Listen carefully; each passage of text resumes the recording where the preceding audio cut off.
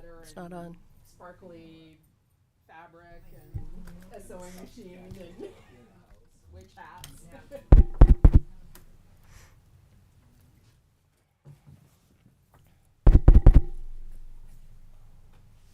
Now it's on.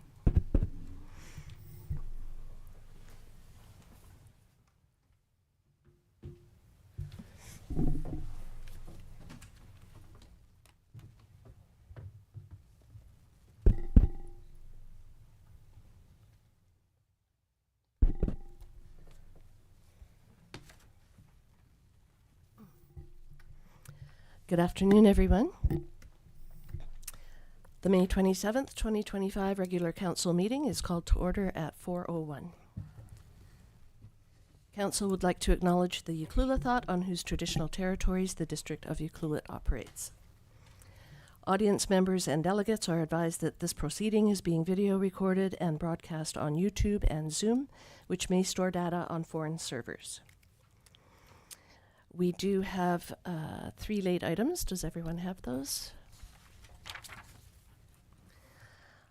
All right, may I have a motion to amend the May 27th, 2025 regular council meeting agenda to add the late items to the 7.1 section of the agenda? So moved. Thank you, Councillor Mafty. I'll second that. Thank you, Councillor Anderson. Any further discussion? All in favor? None opposed? That carries. May I have a motion to amend the May 27th, 2025 regular council meeting agenda to add a closed session as a late item to the end of the meeting? So moved. Councillor Hoare, Second. Councillor Anderson, all in favor? None opposed? That carries. May I have a motion to adopt the May 27th, 2025 regular council meeting agenda as amended? So moved. Councillor Hoare, Second. Councillor Mafty, all in favor? None opposed? That carries. And I must say it's very nice to have all of you here in person for a change. It's great. A whole enchilada. Yeah, last meeting it was just Councillor Anderson and I physically here. But we had you on Zoom, so that was good. And in spirit. And in spirit. Okay. There is one set of meeting minutes for adoption. That is Tuesday, May 13th, 2025. Are there any errors or omissions? Seeing none,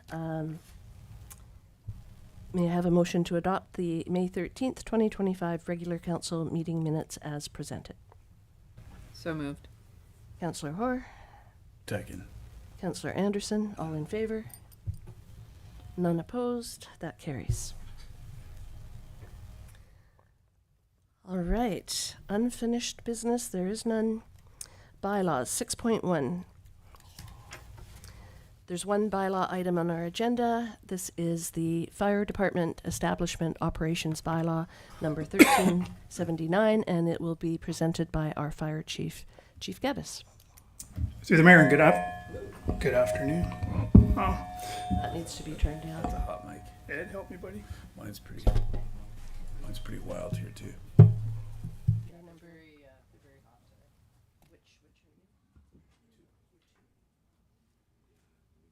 Test.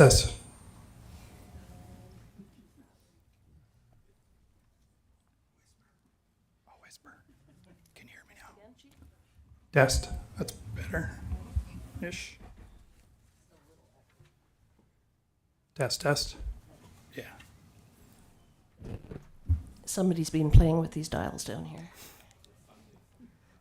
Another group, yeah. All right, Chief Geddes.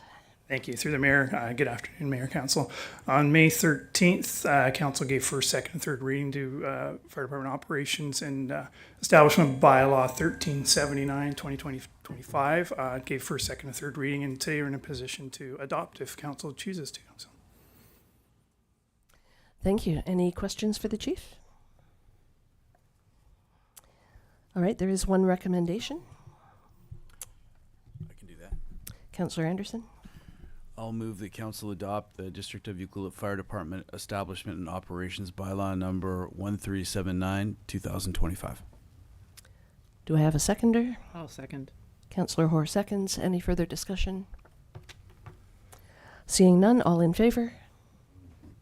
None opposed, that carries. Thank you very much. Thank you, Chief. Thank you for all you do. My pleasure.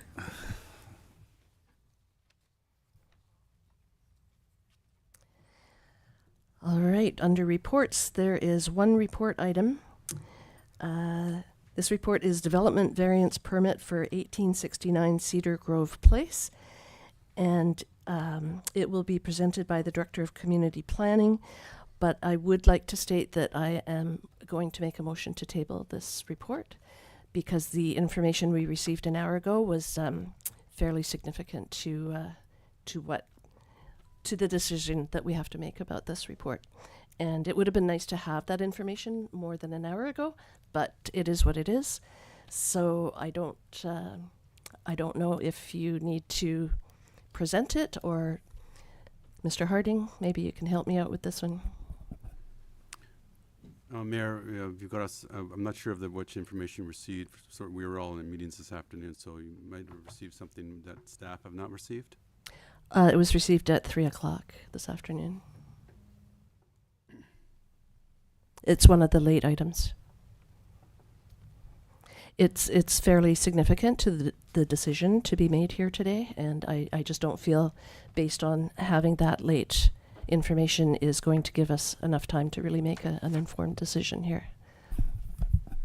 Mayor, it's completely up to council to defer, which is fine. Mr. Gregg may have been able to answer any questions council has on the new information, if that's something council would like. I don't know if staff has the new information.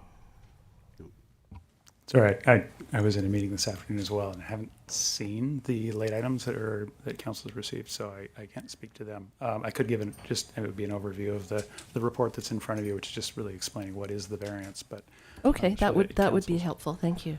Okay. So this is development variance permit 25-02, which would be a variance for the property at 1869 Cedar Grove Place. It's quite simply, it would be a request to reduce the, I'm used to leaning in, reduce the interior side yard setback from the 1.5 meters that is specified in the CD5C zoning to 0.45 meters. Essentially, the application was one that I think council's probably aware of, that during construction of the home, the foundation was placed in the wrong location by the contractor. And so you can see in figure 2 on page 24 of the agenda, you can see that what the approved plans were. The building was somewhat just skewed, and so the corner actually encroached over the property line into the neighbor's property. So subsequently, the owner has since modified the corner of the building to meet the building code, minimum safety requirements, and they have occupancy on that portion. The request with the variance is really it's with respect to the 1.5 meter setback that's in the zoning. So it would basically resolve that portion in terms of the nonconformity.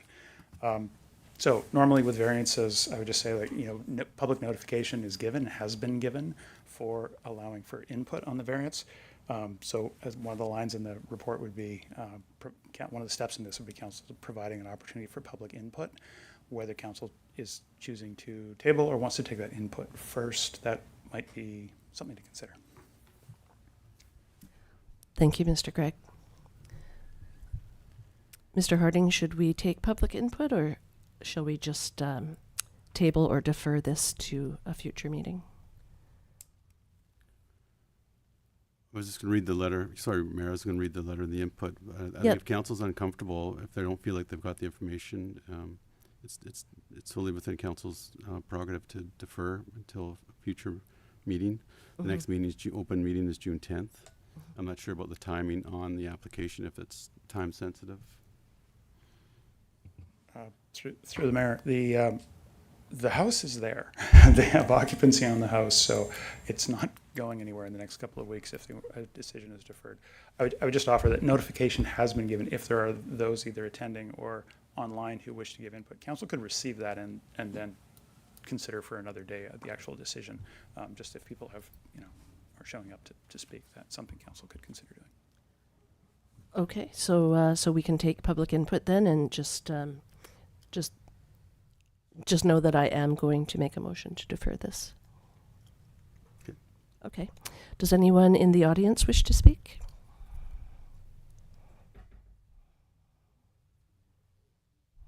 You don't have to, but if you want to, you can. Sure.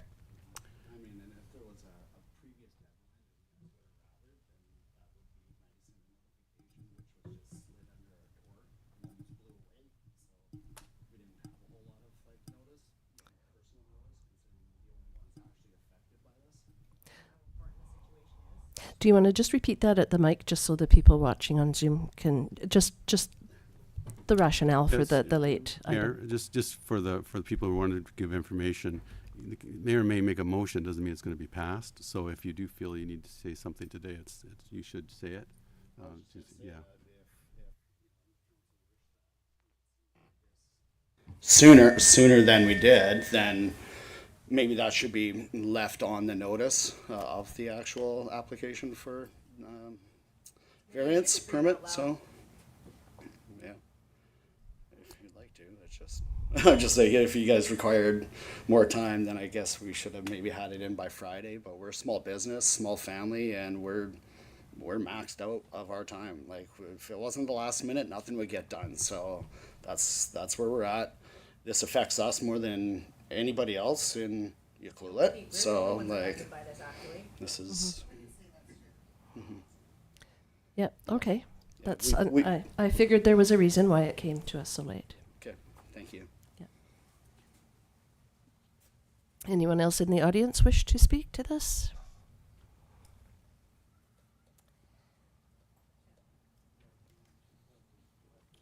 I'm just gonna jump in here. This is neither here nor there. As I feel like people have taken time out of their day to come here. I know that's a commitment, and out of respect for people who have done that, I'd be inclined to hear from everyone who has come here and get all the information that we can from the people who are here in the room.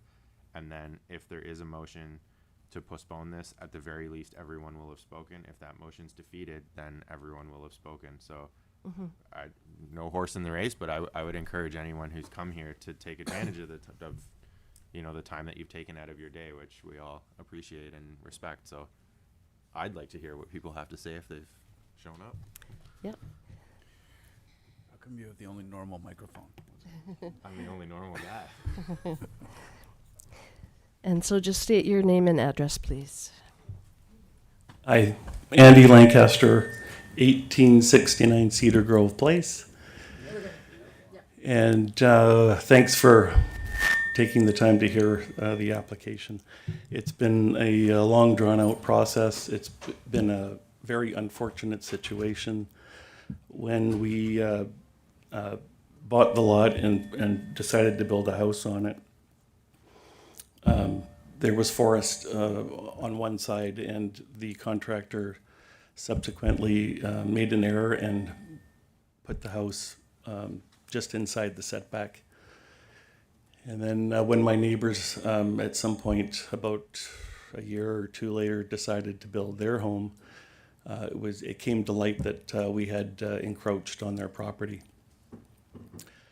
We've taken a lot of conversation and apologies, and we've tried to make amends and put forth solutions, and nothing seemed to take place.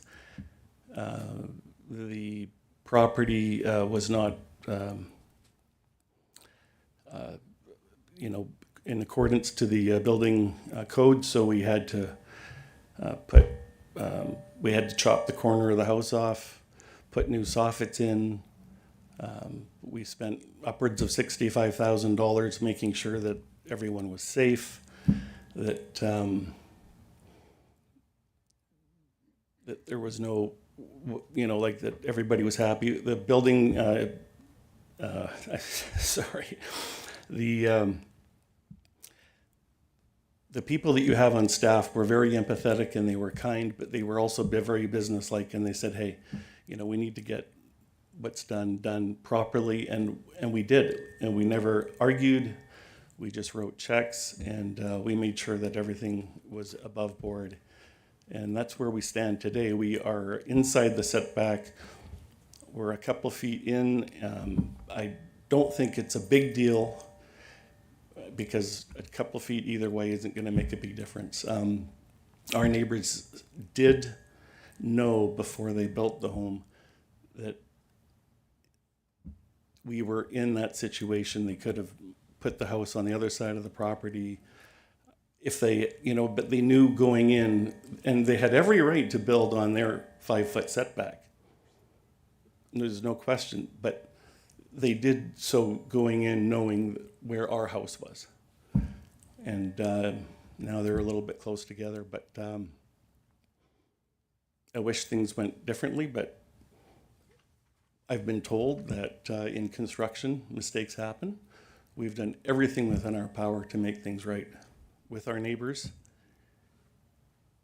and with the municipality of Ucluelet. We've done absolutely everything to satisfy. So I think we've worked very hard over many years to make this right. So I'd really appreciate if you would take due consideration, and I guess that's about all I have to say. Thanks for your time. Thank you, Mr. Lancaster.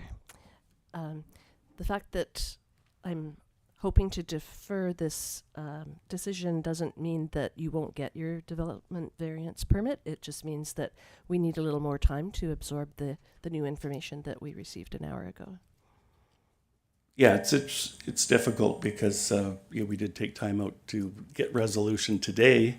Is there no way that we could put what information you have out there and discuss it, or you could reconvene, or is this something that I don't understand what would be so important that, or what new information would come to light that would be so difficult to process? But it's just new information to us. It's probably not new to you.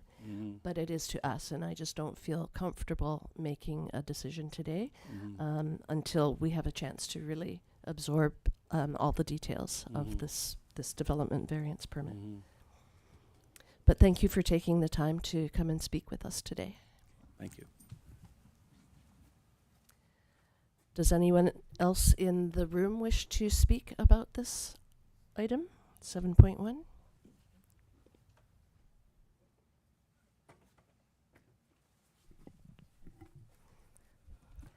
Just your name and address again, please.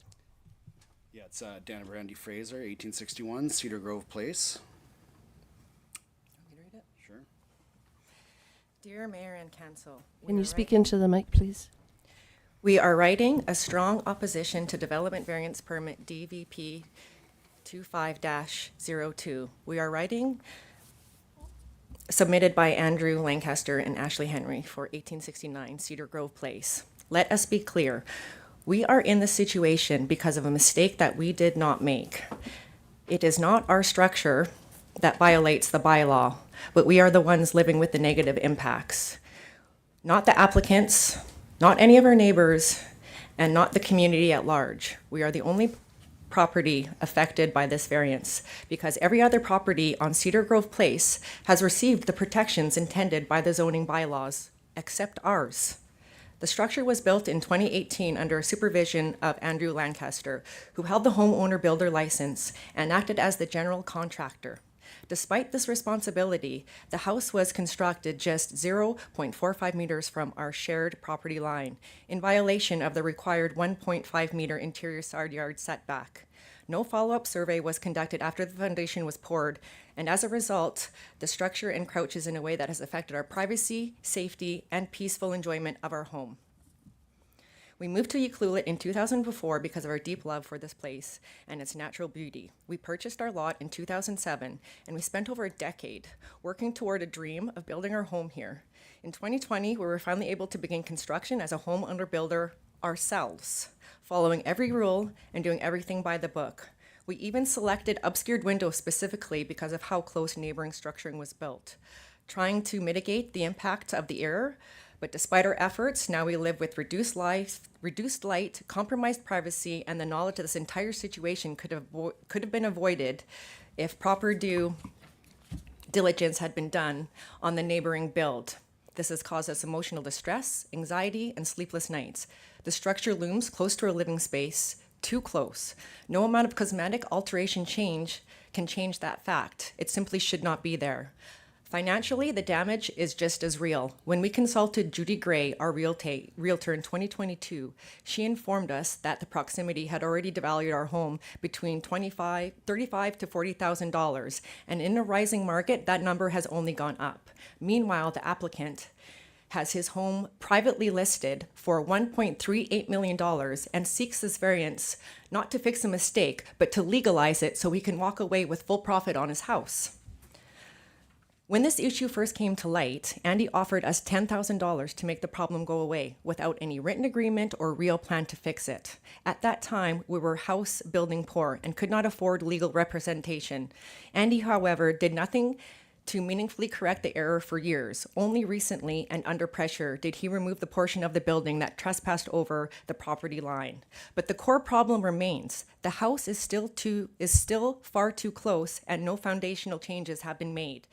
Andy has since attempted to shift blame onto Norris Log Homes, who built the home off-site and, according to him, suggested the reorientation of the structure. However, Andy was the homeowner builder and general contractor of record. Hiring subcontractors does not absolve your responsibility. It remains your duty to ensure that the structure complies with the zoning bylaw. Blaming those you hire does not fix the problem, nor does transfer accountability. Now what he calls modifications are little more than lipstick and mascara. They don't resolve the real issue. The house violates the bylaw and continues to diminish our property and value and well-being. Mistakes happen in construction. We understand that. But when they do, they must be corrected, not be ignored or excused. This is a variance. If this variance is approved, it tells everyone that you can build first, break the rules, then ask for forgiveness later, especially when you're planning to sell and leave the community behind, as Andy is. We're asking for nothing more than what every other resident on our street has been granted, the protection of their zoning bylaw. We have followed the rules, built responsibly, and now we're being asked to live with someone else's mistake so they can walk away from it. This is very unfair.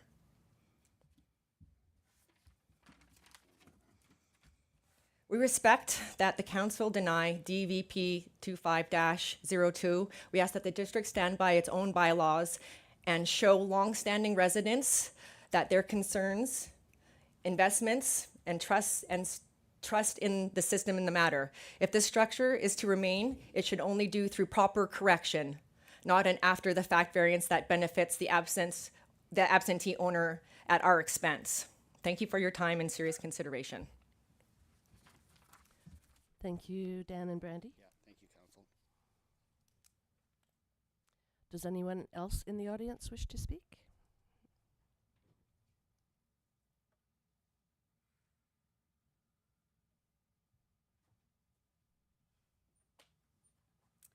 Ashley Henry, 1869 Cedar Grove. Okay, I'm not a very good speaker, sorry. What I will say is this has been a process. We did not realize, obviously, at the time until we met Dan and Brandy Fraser, when we saw the survey when they were ready to build, what had actually transpired.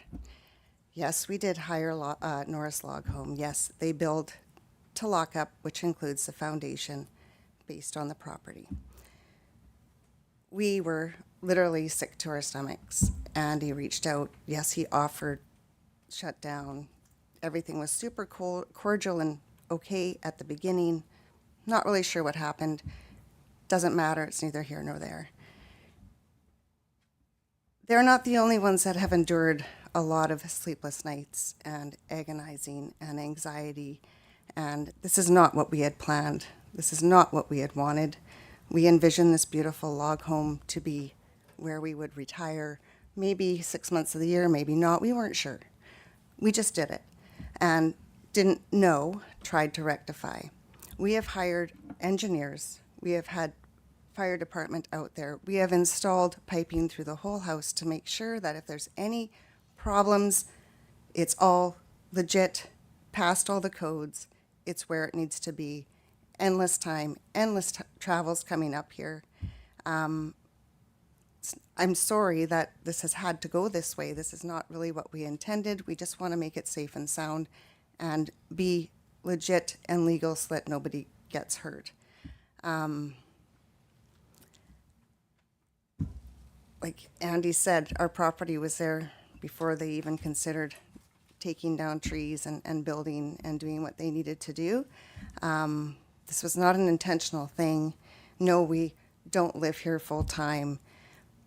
Is that something that's a problem? I don't know, but we love our house and it's beautiful. And unfortunately, because of all of this, it's taken away that beauty for me personally. I actually have a little animosity coming here now instead of being what I used to do and come and enjoy and walk to Big Beach and go on the trail. But lots of sleepless nights, lots of gray hair. Yes, very stressful. Lots of dealing with the city to coordinate to make sure we're following standards and to make sure that we have everybody out there doing it. It wasn't something that we took lightly. It's taken years off my husband's life. Like, I can't take that back. I can't get that back. We just want to make it right and carry on. And I hope everybody can understand. Thank you. Thank you for your comments. Does anyone else in the room wish to speak?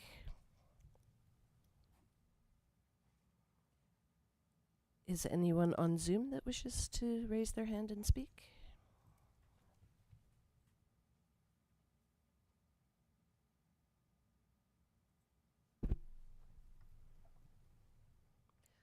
No? And has anyone called in?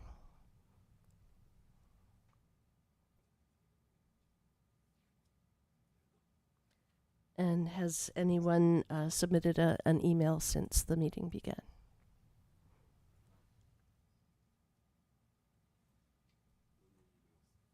Oh, emails.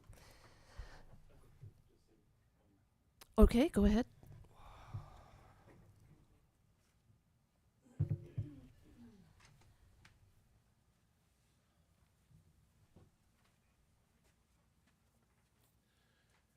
Hi. Just with respect to selling the home, Ashley and I built this home hoping to retire here and enjoy Ucluelet. My daughter has a place here. We love it here. That was our intent. We built a beautiful home. And the thought of selling is a sad one. It's not about making full profit, trying to make a bunch of money. That was never the intent. But at this stage of the game, after all these years of putting heart and soul and money into this project, we've given up. We've just thrown our hands up. So it's not about making money. It's about frustration. Thank you. Thank you. And I did receive your letter that was dated May 19th. All right, seeing no one else that wishes to speak, okay, go ahead. Maybe explain why we built our house on the side that we did. Yeah, so I just wanted to also clarify too. We built our house in the position we did because it's a rocky area where we are. We didn't have the luxury of another home in which we could grab equity from to build our beautiful, retirement home. This is our first home, and it took a long time for us to get to this point where we could do it. I've got countless hours of falling the trees, milling the trees to use for my own trim in the house, and have a lot of sweat equity in this house. I didn't get to just be like, hey, let's hire this guy and do that and build our beautiful dream house. This has been something that we've longed for, and to be wronged the way this has happened and gone down, it's not just on Andy, it's on the district. It's, there's several folks at play that are afraid to take responsibility. So if it wasn't just about making money, money was the only thing holding you back from fixing the problem. So, and the value of your house has since increased since that happened, and now we're looking at, less people that might future want to purchase our place. Like I say in the letter, the devaluation due to the proximity and the encroachment was listed by Judy in 2022, so that's gone up as well. So I just want to leave it at that and just let you guys know that. He gets to walk away from it, we don't. Hey, hon. Okay, thanks for your comments, Dan. Okay, I'm going to cut it off here, I think. And I'm going to make a motion to defer the development variance permit for 1869 Cedar Grove Place for a future meeting. Do I have a seconder? I'll second, but I don't support the motion, but I'll second so that we can vote on it. Okay. So any further discussion on that motion? If I'm, go ahead. I feel that we've heard from the people who have a stake in the decision.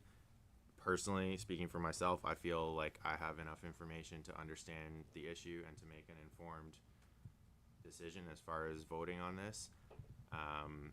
Frankly, I don't.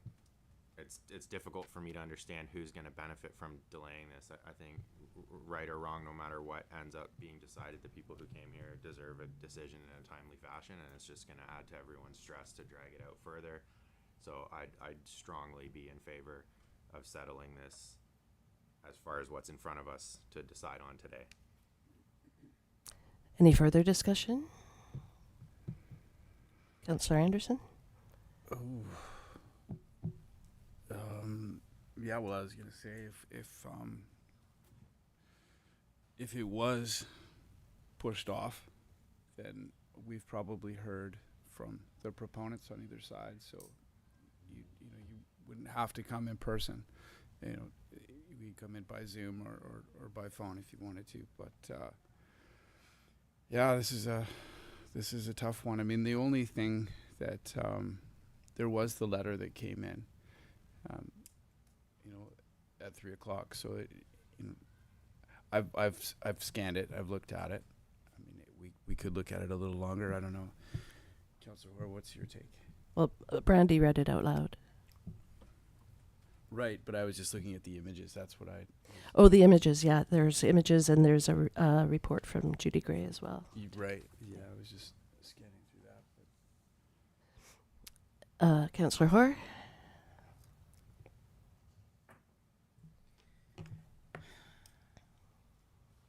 Can go either way. I don't necessarily like people having to wait longer for a decision, but I also don't like getting stuff at the last minute and trying to make a snap decision. But Yeah, I'm making the motion because this came at 3:00, this new information, and I just didn't feel prepared to make a decision on this.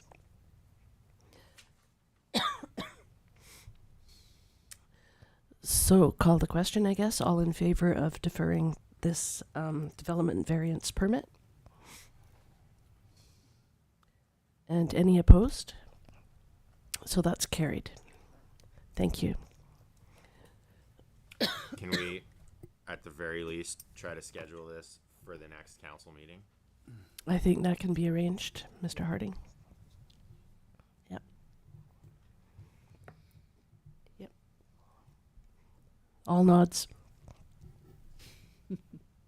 Absolutely, Mayor. It'll be on the June 10th is the next open regular council. June 10th, that's right. Okay, thank you. Are there any notices of motion? Okay, seeing none, there is one information item on the agenda, a Small Craft Harbor report update, and that will be presented by Kevin Courts, our harbor master. Welcome, Mr. Courts. Since we met last October, that's really loud. Since we met last October, you can see in the report there, we have a few things that will be coming up into the summer. So we'll just go through the items. Van Al 360 will be here, weather permitting, between the 9th and 11th of June. There's 47 vessels registered for that. Usually a couple fall off by the time they get here, but you're looking at probably 600-700 people coming with that event as well. The last time we had it was the Angel Rock issue, so that crew did not show up. So the harbor will be quite busy, barring something like that again. June 23rd, 29th, there's a joint venture Canadian-U.S. military in Main Bay. We'll be having 5 Canadian ribs on our dock, rigid hull inflatable boats, and probably with the Rangers that are coming, probably another 150, 200 people around. HMS Nanaimo will be in the area as well, and may not be logistically on Whiskey Dock for a day or two. I'll keep you guys more informed when that time comes up. Project updates, the garbage compound finally through DFO was approved and is underway. So we'll have that hopefully within a week, maybe a week and a half. They've already started the digging. Concrete will be poured hopefully this week. Will it cure? And then they'll start putting in the fencing. It's marked here that it's electric, but it is actually not, will not be electric fence. It's just going to be a fenced-in yard and monitored by video surveillance to keep as much public usage out of that facility. It ended up being a big problem with excessive garbage and bear issues. To that extent, I've removed my concrete garbage cans from the outer basin. I will remove the ones from the inner basin. The same issue because of the bear issue. They were not bear aware cans. So we'll be putting through Abby, bringing me some more garbage cans for that.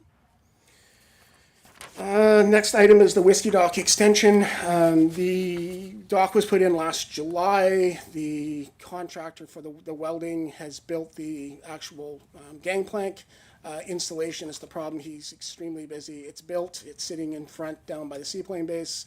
I talked to him today. He's saying June 15th. We should be installed, and that'll be more accessible at that point in time. Part 3 is a amalgamation of vessel counts. So DFO is required to all harbors, and ourselves included, to give peak day vessel counts for multiple categories. These are the main ones that we deal with. There's a few that we don't qualify. We don't have aquaculture much here. So that's not really listed. So the totals that Ms. Fortune has put here are January to December totals. They don't technically reflect how many boats are on the dock at all times, but just peak days for those periods. Revenues are up from last year 8.4%. From the previous year, and this year I'm getting lots of calls from both Canadians and Americans. I expect to have quite a busy summer this year with the American dollar and with staycationers. Upgrades, the main thing we got this year we received was the fire lines, so the dry lines. If you look at the picture to the right, this is the 52 steps. You'll see the bottom right-hand corner, the new dry line fire systems. 52 steps, I've never had that before. Super excited that that's been installed. They supplied all installation, all equipment, and even supplied us for jumper hoses for it. So I was happy that DFO did that. I have an electrician down, and we put in new LED lights, so it's nice and bright down there as well. I tried to do the railing project, which brought up the last time, to deter the sea lions. I started off with about 60, 70 feet of dock. Problem I had with it, I had deep sea, like the draggers, they tied up to my 2x6s and popped them right off. So that's not gonna work. So I'll go back to the drawing board. If it continues on with the sea lion issue, what we can do with that. So far, I've only have a couple sitting at the end, not making a whole lot of noise, not getting a whole lot of feedback from the community on that. So the fisheries update started off with the weather a little slow. We had some winter trollers working in Barkley Sound, which ended on the 13th of May. They'll come back again the end of July, beginning of August for the Area G. Halibut has started and lingcod have started. We have some live boats working out of here, both the dragger live boat, which is the Lingbank, and a few of the smaller longline live vessels. Prawn, although we don't have a whole lot of prawn deliveries in the harbor, there are a few working up in Barkley Sound. I've heard upwards of 6 boats working in Barkley Sound for the prawn fishery. That is a TAC fishery, so once that is the available catch is completed, it ends. It's not dated, it's just this is the amount you're allowed to catch, and once it's fully reported, they'll close that fishery down. Okay, so I have an update for 7 since I put the report together. The fire damage was between the insurance company and DFO. Melanie Stockley has sent an email saying that during this fiscal year, which could be up to March 31st of 2026, DFO now will be repairing it. So at least we'll get that finally back up and fixed. And then they have changed the program officers, and there's a notation that I've taken from the DFO email. Nikita, who replaced Mina, is now being replaced by Melanie Stockley. Her and Valerie Schwark, who's my program officer, were up here in February. We did a walk around the docks. And that's basically what I have. Any questions? Thank you. Any questions for Mr. Courts? Councillor Hoare? A couple. Yep. Do we assume the sea line issue is going to rear its furry head once it gets quieter on the docks in terms of vessel traffic? Ideally, yes. I would assume that it will. So then I have to figure out what to do next. Because they are under the Marine Mammal Protection Act, I can do some soft requests for them to leave. I have a herding board that I have used to politely ask them to leave, and then basically stand watch, and they poke their heads up. I present myself as a dominant, and they stay away. And they did for about 6 weeks, and then they came back again. So if that's passively trying to get rid of them, I will continue that. We are getting power there, which I did not put in my update. And then we'll see what I can do with other deterrents with that now. So. Okay, my other one was regarding boat counts, but I know I gave you a heads up about that in an email. I'm just curious about how the 2024 boat counts relate to or compare to previous years.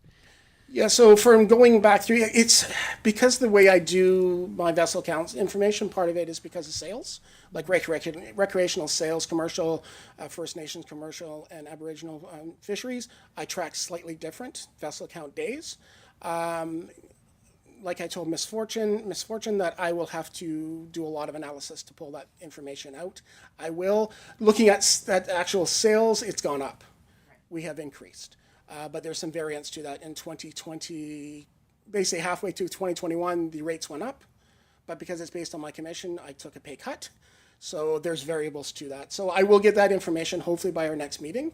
But I would say it's gone up about 7% per year. And most of that is because the recreational fisheries have increased.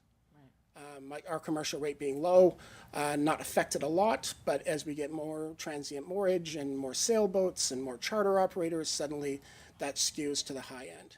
So to get an actual physical vessel count, that's slightly different. Yeah, it's going to take me a little bit to get that information pulled out. Sorry.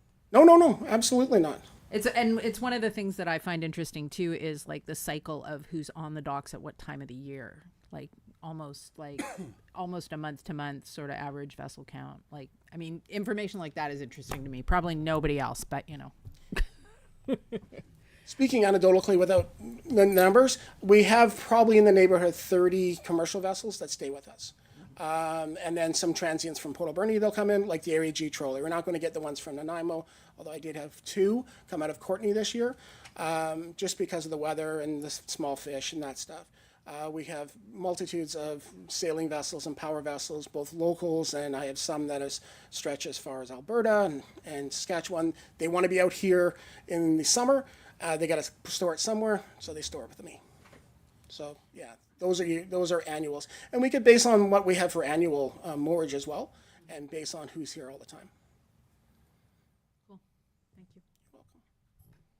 I have been hearing the sea lions from my place a little bit, but not enough to keep me awake at night, thank goodness. So, yeah. Oh, I know. April was insane. But they should all be heading south pretty soon for. They should, yeah, and they'll go until probably the third week of August, and then they'll return smaller numbers, and yeah, and then the births will come back, bigger numbers come the winter. Right. Any other questions for Mr. Quartz? Is there, I know this is a ridiculous question, but is there ever a danger down there on 52 steps? I saw a couple of people with someone with a sailboat, and they were just stepping over the sea lines. How does that work? They're a wild animal, and you should respect them as a wild animal. So they should just. They should not do that. They should not do that. No, ideally you should not do that. Make yourself big. Make yourself aware that they're there. But if they're not, let's say, when I was down there, I got rid of most of them. But when I was putting up the little 1x2s, I had one bull. I'm not moving. So he would chase me. I would stop because the Marine Mammal Act, I've got to be very respectful of them. He would get a distance. I'd do a stare down. He'd lay down. Then I'd sneak up a little bit. He'd bark, and yeah. So I've been on the harbor for 40 years now. I understand how these things work. But if I turn my back on that, he could get onto my calf, right? So yeah, it's an issue. And if you slipped and fell in the water and they were being aggressive, yeah, some things can happen. And it's happened with surfers. It's happened with divers, sea lion interactions, right? So. We haven't had anything like that on any of our docks, have we? Thank God, no. No. When I worked the fuel dock 20 years ago, there was a spot where a woman came down. She was visiting her husband on a commercial boat. She had 2 small children, which are now adults, and one lives in town. The sea lion came up and popped the mom right in the stomach and knocked her on her backside. But didn't aggressively attack her, but potentially a kid falls in the water, sees it as a food source, yeah. And you've seen the one, of course, the famous one in Vancouver where they were feeding them, and that young girl got pulled into the water. So yeah, they are a wild animal. You wouldn't walk around a bear. Don't walk around a sea lion, right? If your boat's there and it's an issue, then move your boat. We have other options. Or contact me and I'll tell you, move your boat. Yeah, I know. I saw someone trying to get to their sailboat, and they just stepped over them one at a time, and I thought, wow. Wow. Yeah. I did hear a story a long time ago about a poodle being eaten by a sea lion, but I think it was not one of our docks. It was a private dock. It absolutely can happen. Yeah. Yeah. Don't take your poodle near a sea lion. Noted. All right. Thank you very much for your report. Oh, I had one more question really quickly. My question is Harbour Air. Have we heard anything from Harbour Air? Because they were planning on operating out of Ucluelet, doing a triangle, Vancouver, Tofino, Ucluelet. They thought last summer, but for sure this summer, and I haven't heard anything back. The last from Through the answer chair, this I can fortune. probably answer this one, Kevin. Okay, thank you. I did get a hold of Harbour Air about a week and a half ago, and as Kevin has said, we've put the dock in, so our end of things is done. We're just waiting for a final okay from UFN, and I'm meeting with Rose tomorrow. And they do have a booking agent in place, so that was one of their big hurdles from last year. And we're just looking at Transport Canada doing a final go around on the dock. So that's where that's sitting. So I would anticipate relatively shortly. Great, thank you. Thanks for answering my inquiry this morning or yesterday morning or whenever it was. But No I just problem. wanted to share that with the public. Yeah, that's great. Thank you very much.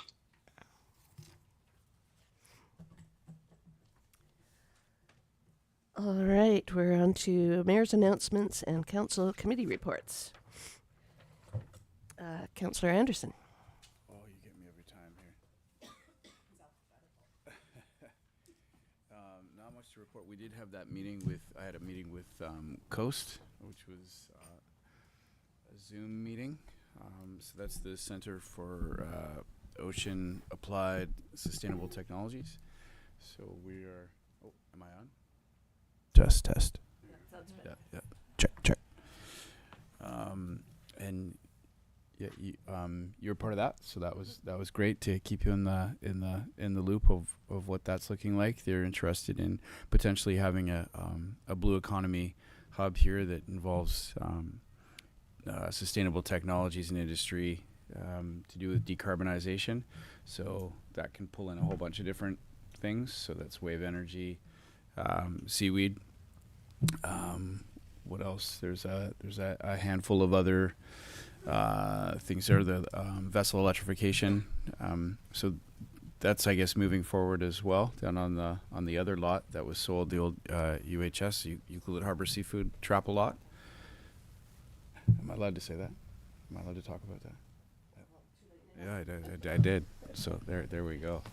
So when I talked to him about it, it sounds like it's fine. Rising Tide Boatworks, they've removed conditions on that property, but it sounds like one of the engineer, Tamara, that works for Avi with Rising Tide Boatworks, is sharing an office with Sophie from Coast, which is amazing because that's a great relationship. They kind of propels, I think, a lot of good things for Ucluelet in terms of sustainable stuff. So, yeah, that's neat. So, and prior to that meeting, I should have said first, we met with the ACIT program, which is a federal funding agency that is involved in energy transfer. So they have a fund, and part of what they do is if there's things that involve like sustainable technologies and energy, new initiatives, they'll get involved and help do the infrastructure for those. So in the case of wave energy, we're very likely a candidate for getting that. And then plus there's the idea, there's that potential building that we may or may not have in the future. So if we do, that could be really cool. And then I had an ACHN meeting, and I know I'm going to forget a bunch of things here, but Because you forgot your notebook. I forgot my notebook. I did. Yes. But I think that's it. Okay, great. Thanks, Councillor Anderson. Councillor Hoare. I did not do a lot other than I did take part in the UBCM sort of prelim delegates meeting a week and a half ago for provincial cabinet request meetings. Anyway, and I am working my way through the appointment book just to see if there's anybody we should be talking to, which, like blue economy stuff. Hello. So, but yes, that's about it for me meeting wise, but reminder, because they're practicing in the hall, the Glee kids have a show on June. It's the Friday and the Saturday, and you think I would have written the date down. So June 6th and 7th, doors open at 6, show starts at 6:30. You can get tickets in advance from Image West or up in Tofino at Gaia Grocery. Bring cash if you come to the door, because I promise I will not have a little square for you to tap your card, so you need to actually use that paper money thing. But the kids are doing a mashup of Wicked and The Wizard of Oz. So there are Dorothys and Totos and Glindas and Elphabas all over the place. And apparently my 3 witch hats might be on the stage. Just saying. They better be. They better be, right? Why do you have 3 witch hats? Well, I had 2, and then I discovered 3 in my mother's closet when I was cleaning things out, and so I kept one of hers. So now I have 3. It's for all 3 heads, like Cerebus. Perfect. Good to know. Thank you. Councillor Mefti. Not much to report. Very much looking forward to the Glee show. Yeah. Are your kids in it? My daughter is, yeah. Mm-hmm. Great. It's very gleeful. Yeah. Okay, for me, May 14th, at 10 in the morning, I had a West Coast Committee meeting of the Alberni-Clayoquot Regional District, where we went over all the requests for grants and aid from the West Coast. So that took all morning. It's always really challenging because they're all worthy requests, and there's only a set amount of budget for it. So we got it done. And then following that afternoon at 1:30 was a regular ACRD board meeting. May 20th at 11 met with, as Councillor Anderson said, met with Curran, who's the Executive Director for UVIC's Accelerating Community Energy Transformation, otherwise known as ACET, A-C-E-T, initiative. So that was a really interesting meeting with him. And then we had our Coast meeting by teams at 3 o'clock that day. And then that evening, excuse me, I attended the Chamber of Commerce mixer at the brewery from 5 till 7 and actually met some new business owners in town. In other words, new people that have moved to town that have open businesses. So that was really interesting. On the 21st at 10, I was at the Alberni Clayoquot Regional District Committee of the Whole meeting to again go over grants in aid, but for the region, not just the West Coast, but for the whole region. And again, a set amount of budget, and had to really work hard to figure out who deserved how much money for each of their projects. And then later that day at 1:30, I met with Josie Osborne regarding the foreshore leases that are coming up from the province that are some very large increases. So we'll have more on that in the future. That's it for me. I did too. Okay. This past Saturday, I attended the grad auction, and I just want to say that it would be great to see more people come out and bid on all the wonderful things, but as it was, I took a whole bunch of them home. Thing about not having kids, you spend a whole bunch of money at the grad auction getting all sorts of cool things. But yeah, so they're planning some good events, and a heads up that the grad weekend falls on the 21st, 22nd weekend in June. So turn up, cheer them on. They deserve it. I will be there. Councillor Anderson, you forgot something too? Oh, I did, yes. So last Wednesday, I had a 2-hour meeting with Donna Hayes. I don't know if you remember from Fair Care Alliance, an incredibly interesting woman. And we talked about capacity and just sort of the future of living in remote areas and what we can do to avoid some of the things that affect medical, medical issues that are basically because of living in a remote area, and what can we do with it. She does essentially medical infrastructure, but we're talking about the potential of having more diagnostic imaging out here, and when we have the rotations with visiting physicians. So that was in the morning, and then I also met with Josie at 3 to have a talk about that. And so it was interesting to take what I'd learned from Donna in that case, and what we can potentially do to position ourselves a little better, because by the time people tend to get diagnosed or have whatever an ailment is, it's often down the road pretty far. People who live in remote communities tend to fall to attrition, or they don't go out of the way because of the distance. So we had that discussion, and we talked about also the capacity for our medical clinic and what are some of the other things that we could potentially do, but most specifically about having those rotating specialists to come through here, and if we can amplify that, and the best part about having Josie as the health minister, it's like that's exactly what she knows all about this. This is exactly, and I remember Adrian Dix was usually pretty good to talk to, but he wasn't a remote guy, and Josie definitely is. So we had a great conversation about that, and she's definitely she's on the side of making sure that we can get rotating specialists out here. And before, I think it was almost a little more cost prohibitive, so the more expensive ones, cardiothoracic and things like that, were more difficult to get.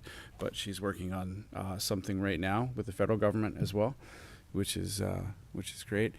I went to the Ty Watson gala in Port Alberni for the hospice for that, which was, but I was invited by Zoran, who's the CEO for the Port Authority. Zoran and Pat Deacon were there, so we're talking about the possibilities that we could be doing with this blue economy stuff, so that was really good. But the gala that I'm really excited for is on Saturday, the Firefighters Gala, which is going to be here, right, at the UCC. And the mayor is my date. And it's going to benefit the fire department as well as Pacific Rim Arts Society. Yeah, no, that's going to be a good one. Are there tickets still left, Chief? Do you know? Yeah, there are a few. So anybody out there in Zoomland, if you want to have a great time at the Red Carpet Gala, tickets are available at the Praz office as well as here, are they? Yeah, I got mine online. Oh, online, okay. You might have to do a little Google web to find it. I will say it's a good time, and I'm really sorry I'm out of town this time. I have a commitment, so. But it's an excuse to get that glitter out of your closet and put that snazzy outfit on. So. Exactly. That you only get to wear once a year. Right? All right. We'll now move into question period. This is an opportunity for the public to ask questions and comment on matters within Council's jurisdiction. Representations about bylaws that Council is prohibited from holding a public hearing on, or bylaws that were subject to a public hearing, are not permitted at this time. Are there any audience members that wish to address Council? That would be a no. Are there any members of the public attending by Zoom or telephone that wish to address Council? Through the mayor, no one signed up on Zoom. Thank you. And have we received any emails to communityinput@ucluelet.ca during the meeting? Through the mayor, no emails either. All right, great.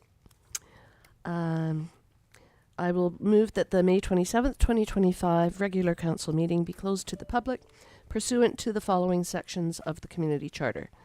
90(1)(g), litigation or potential litigation affecting the municipality. Do I have a seconder? I will second. Councillor Mafty seconds. All in favor? None opposed. That carries. 5:03.